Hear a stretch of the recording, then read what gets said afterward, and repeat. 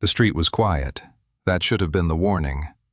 On Mulberry Street, silence never meant peace. It meant someone already knew what was coming. A young man stepped out of a car 3 blocks south of the club. He was not armed. He was not a soldier. He was 23 years old, wearing a gray jacket, and carrying nothing except his father's last name. That name, 5 letters, 2 syllables, had once opened every door in New York organized crime. That same name had now painted a target on the back of every person who carried it. By morning, he would be dead. But to understand why that young man died on a frozen February street, you have to go back further, much further. You have to understand how 2 brothers from the streets of Bensonhurst, Brooklyn, built a criminal empire that federal prosecutors would later estimate at $9 billion. How they climbed inside the most powerful crime family in American history. How one of them, in a single, calculated act of self-preservation, walked into a federal courthouse and destroyed the most untouchable gangster of the 20th century. And how the Mafia collected its debt. Not from the man who betrayed them, from his son. Bensonhurst, Brooklyn. In the 1950s, this was not a neighborhood. It was a world unto itself. Narrow streets packed with row houses, laundry lines strung between windows, the smell of Sunday gravy drifting from every apartment above every corner store. Italian-American families, most of them first or second generation, who had traded the poverty of Sicily and Naples for a different kind of poverty in New York. Harder, colder, but theirs. The Gravano family arrived with nothing extraordinary. No connections, no wealth, no name that carried weight. What they had was the neighborhood. And in Bensonhurst, the neighborhood was everything. Salvatore Gravano, called Sammy by everyone who knew him, called nothing at all by those who feared him, was born into this world on March 12, 1945. He was small as a child, quiet in the way that certain dangerous men are quiet not because they have nothing to say, but because they have already decided something and see no need to announce it. School failed him early. The classrooms could not hold him, and the teachers could not reach him. What teachers later identified as dyslexia, the streets of Bensonhurst identified as something else entirely. Restlessness, hunger, the refusal to accept a ceiling. By 14, he was running with the Rampers, a street gang that operated in the cracks between respectability and organized crime. These were not men playing at danger. These were boys who understood, with the particular clarity of the poor, that legitimate society had already made its decision about them.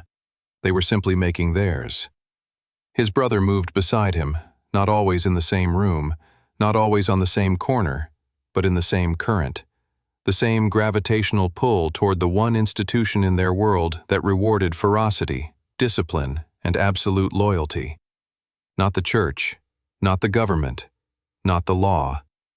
The only institution that had ever looked at a boy from Bensonhurst and said, "You have value here." The Gambino crime family was watching, and it liked what it saw. In organized crime, there are 2 kinds of men. Those who climb because they are ambitious, and those who climb because every man above them eventually steps aside one way or another. Sammy Gravano was both. His formal induction into the Gambino crime family came quietly, the way all significant things in that world come without ceremony visible to outsiders, without record, without witness who would ever speak. One day he was an associate. The next, he was a made man, a soldier, bound by a code older than the city he operated in. But Sammy did not stay a soldier long. What separated him from the men around him was not violence. Violence was common in that world, almost unremarkable. What separated him was architecture, the ability to look at a criminal operation and see not just what it was, but what it could become. How to layer it, how to insulate it, how to make it generate money with the quiet efficiency of a legitimate corporation. He found his instrument in construction. By the late 1970s, New York City was rebuilding itself after a decade of fiscal collapse and urban decay. Billions of dollars in contracts flowed through the city's construction industry every year, and the construction industry, from the concrete pourers to the steel riggers to the union laborers, was controlled, floor to ceiling, by organized crime. Sammy moved into that space like water finding cracks in stone. Through a network of front companies, union infiltration, and carefully placed violence, the Gravano operation seized control of concrete contracts across Manhattan and Brooklyn. Developers who refused to cooperate found their projects delayed by strikes that appeared from nowhere and vanished just as quickly once the right payments were made. Foremen who resisted found themselves reassigned, or worse. The $9 billion figure that federal prosecutors would later attach to the Gambino empire during this period was not an exaggeration built for courtroom effect. It was a conservative estimate of what flowed through a criminal infrastructure that had embedded itself into the physical construction of New York City itself. Every building, every contract, every pour of concrete, somewhere in that transaction Sammy Gravano took his percentage. By 1985, Paul Castellano, the boss of the Gambino family, was dead, shot 6 times outside Sparks Steakhouse on East 46th Street, Manhattan, on a December evening that would restructure American organized crime permanently. John Gotti took the throne, and he brought Sammy Gravano, the architect, the enforcer, the builder, up beside him. Underboss. The second most powerful position in the most powerful crime family in America. It had taken 30 years, it had cost 19 lives, and it was only the beginning of the end. The FBI did not break the Gambino family with force. They broke it with patience. For years, federal agents had circled the Ravenite Social Club on Mulberry Street in Little Italy, that unremarkable brick building where John Gotti held court, conducted business, and spoke with the unguarded confidence of a man who believed his walls were impenetrable. He was wrong. Somewhere above the club, in a modest apartment belonging to the widow of a former Gambino associate, the FBI had placed a listening device so sensitive it could capture a whisper through 2 floors of concrete and plaster. The Bureau let it run. Month after month, season after season, Gotti talked. He talked the way powerful men always talk when they believe no one is listening, freely, specifically, and without the careful architecture of deniable language. Names, amounts, orders, complaints, accusations. The full internal machinery of the most powerful criminal organization in America, recorded in Gotti's own unmistakable voice. December 1990, federal agents arrested both men, Gotti and Gravano. Boss and underboss were taken into custody and charged under the Racketeer-Influenced and Corrupt Organizations Act, RICO, the statute specifically designed to dismantle organized crime from the top down. The plan was a joint defense. 2 powerful attorneys, 1 unified strategy, an understanding, unspoken but absolute, that neither man would break. Then Sammy's lawyers played him the tapes. What he heard was not simply the government's evidence against the Gambino family. What he heard was John Gotti, his boss, the man he had elevated to power, the man for whom he had committed acts that could not be undone, using Sammy's name to redirect culpability, assigning blame, positioning his underboss as the architect of decisions that Gotti himself had authorized. Gotti, on tape, had essentially handed Sammy Gravano a life sentence, and kept one hand clean in the process. There is a specific kind of silence that follows a man when he realizes the loyalty he built his entire life around was always conditional. When he understands that the code he swore on, the code that justified 19 murders, 3 decades of criminal service, and the sacrifice of everything a normal life might have offered, was not a contract. It was a convenience. Sammy sat in that room. He listened to his own boss betray him from a recording made in the club they both called home. And something inside him, the last remaining thing that separated calculation from pure survival instinct, quietly closed. The decision was not emotional. It was architectural. He was going to build something new, and he was going to build it on John Gotti's grave. To understand what Sammy Gravano meant to the federal government in 1991, you must first understand what the government had been trying to do for 30 years. Since the early 1960s, since Joseph Valachi first sat before a Senate subcommittee and described the internal architecture of La Cosa Nostra to a stunned American public, federal law enforcement had been constructing a legal framework powerful enough to reach inside organized crime and dismantle it at the structural level. That framework was RICO. The Racketeer Influenced and Corrupt Organizations Act, passed in 1970, was not simply another statute. It was a weapon specifically engineered to prosecute criminal enterprises as entities, not just the individuals who committed individual crimes, but the entire organization that authorized, directed, and profited from them. Through the 1980s, U.S. Attorney Rudy Giuliani weaponized RICO with surgical precision. The commission case of 1986 placed the bosses of all 5 New York families in federal prison simultaneously.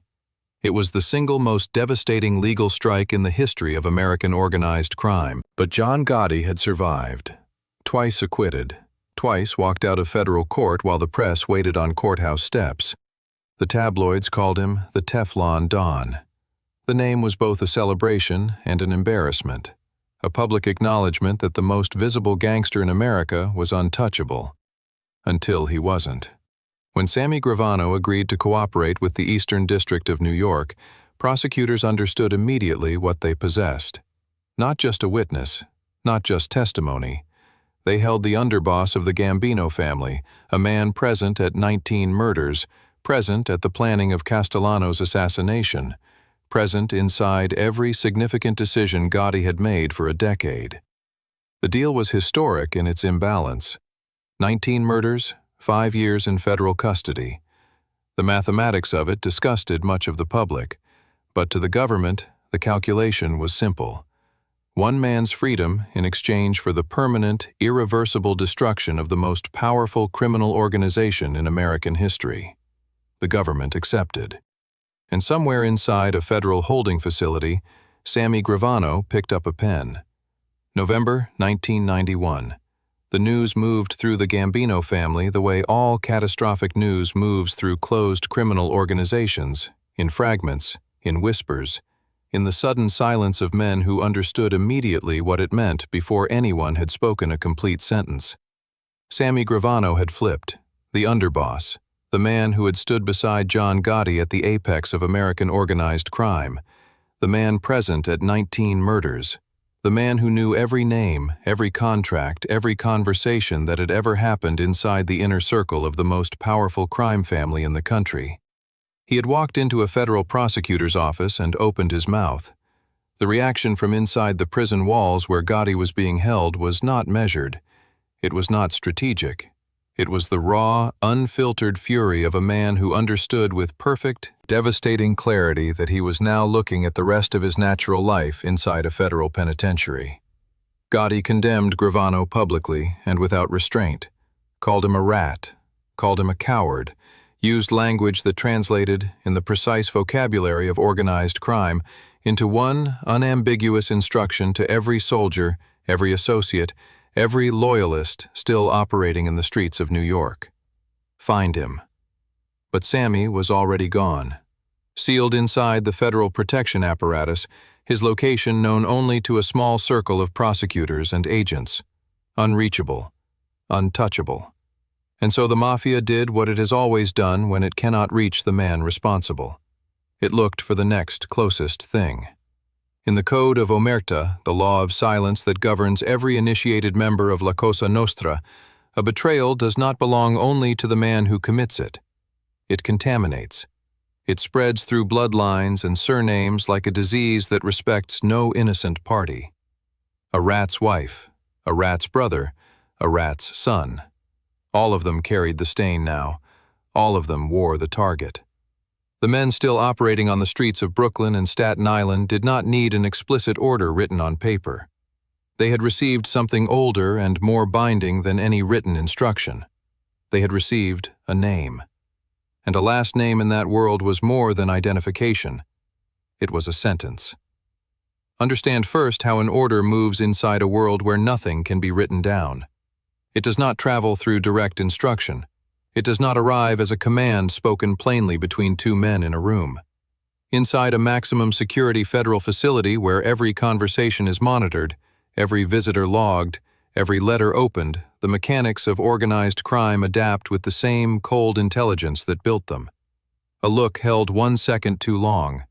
A name mentioned in passing. a silence in exactly the right place. The men who received the message did not require elaboration. They had been trained since their earliest days in this life to read the language beneath the language, to understand what was being communicated in the spaces between words. The son's name had been circulating for weeks. He was 23 years old. He had grown up watching his father operate at the center of a world he both understood and did not fully comprehend, the way sons of powerful men often understand the surface and mistake it for the whole. He knew the name he carried meant something. He did not yet understand, with the complete and terrible clarity that was coming, exactly what it now meant. February 9th, 1992. He stepped onto the street 3 blocks south of the Ravenite Social Club at approximately 11 in the evening. The temperature had dropped below freezing. The sidewalk was empty in the particular way that certain streets become empty when something has already been decided. He did not see them approach. There were 2 shots, close range, deliberate, professional. The kind of work that leaves no ambiguity about intention. He was dead before the cold had finished settling into the concrete around him. On a wall 6 blocks away, a phone rang once and went unanswered. Somewhere further north, in a federal holding facility, a man who had built a $9 billion empire received news he could not acknowledge receiving, about a consequence he could not publicly mourn. Sammy Gravano had handed the government the most powerful gangster in America. The Mafia had responded the only way it knew how. Not by reaching the man who betrayed them, by making certain he understood every morning for the rest of his life exactly what that betrayal had cost. April 2nd, 1992. John Gotti was convicted on all 14 counts: murder, conspiracy, racketeering, tax evasion, obstruction of justice, illegal gambling. The full weight of 3 decades of organized criminal enterprise, itemized and proven in a federal courtroom before a jury that had been sequestered, protected, and shielded from every mechanism of intimidation the Gambino family had historically deployed to walk their boss free. This time, there was no walking free. Life imprisonment. No possibility of parole. The Teflon Don, the man the tabloids had celebrated, the man the neighborhoods of Howard Beach and Little Italy had turned into a folk hero, the man who had stood on courthouse steps in handmade suits and waved to cameras, was led out of a courtroom and into a federal penitentiary from which he would never emerge. He died there. June 10th, 2002. Throat cancer. Alone in the medical wing of the United States Penitentiary in Springfield, Missouri. Sammy Gravano received 5 years. He was released in 1994, relocated, given a new name, a new address, a new architecture of identity designed to make him disappear into the ordinary American landscape. It did not hold. The Gambino family, stripped of its leadership and hollowed out by years of federal prosecution, never reassembled itself into what it had been. The infrastructure Sammy had spent 3 decades building, the construction rackets, the union infiltration, the layered network of front companies and criminal revenue, collapsed inward like a structure whose load-bearing walls had been simultaneously removed.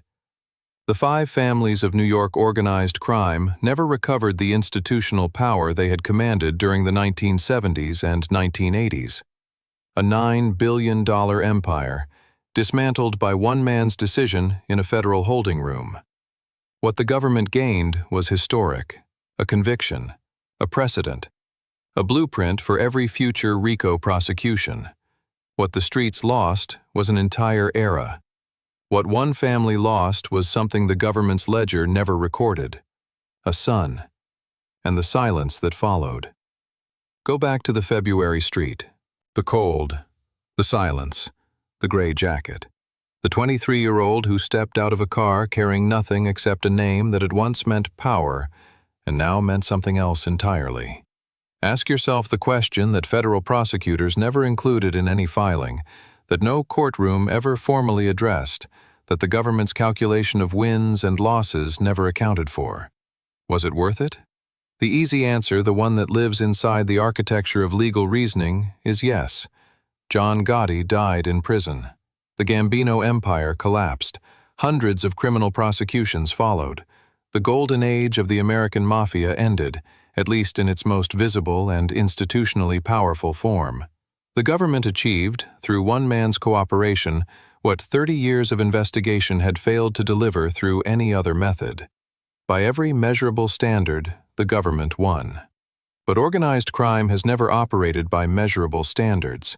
It operates by a different ledger entirely, one that records not convictions and sentences, but debts and payments. One that does not distinguish between the guilty and the proximate. One that answers betrayal not with proportional response, but with the most precise instrument of maximum psychological damage available. Not the man who betrayed them, his son. This is what the story of the Gravano brothers ultimately reveals, not about the mafia specifically, but about the nature of all closed systems built on absolute loyalty. The Code of Omerta was never a moral framework. It was a structural necessity, a load-bearing wall without which the entire organization collapses. When Sammy Gravano broke it, he did not simply violate a rule. He dismantled the foundational premise on which every agreement, every promotion, every act of violence inside that world had been conducted. And closed systems do not forgive structural violations. They absorb them. They wait. They find the point of maximum leverage. And then they collect. The government gave Sammy Gravano a new name, a new city, a new life constructed from the materials of anonymity. What the government could not give him, what no federal protection program in history has ever successfully delivered, was a new past. The past does not relocate. It waits on the same February street, in the same cold, wearing the same gray jacket, and carrying, always, the same last name.